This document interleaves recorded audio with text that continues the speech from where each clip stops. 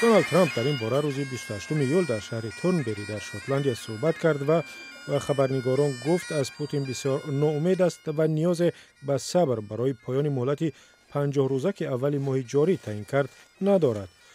او از مسکو خواسته بود در مدت 50 روز با اوکراین سازش صلح بندد وگرنه تحت تحریمات سخت‌تری قرار می‌گیرد. من از امروز مهلت نوی 10 تا 12 روزه تعیین می‌کنم. وقتی شما با کسی به اندازه کافی معامله داشته باشید میفهمی که چیکار خواهد کرد و یا چیکار نخواهد کرد. من به پوتین یک فرصت دادم ولی او از آن استفاده نبود. دونالد ترامپ بعد اعلان مهلت کوتاه‌تر افزود ممکن است ما هنوز هم با روسیه به سازش برسیم ولی اکنون بسیار دیر شد.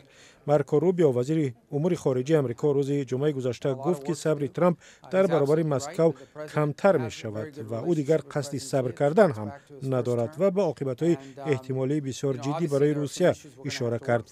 اوکراین از بیانیه دونالد ترامپ استقبال کرد. اندری یرماک رهبر دفتر ریاست جمهوری اوکراین در تلگرام نوشت ما با دونالد ترامپ رئیس جمهور آمریکا برای موقع قاطعانش و پیام روشن که صلح از روی قدرت به دست می آید سپاس می گوییم.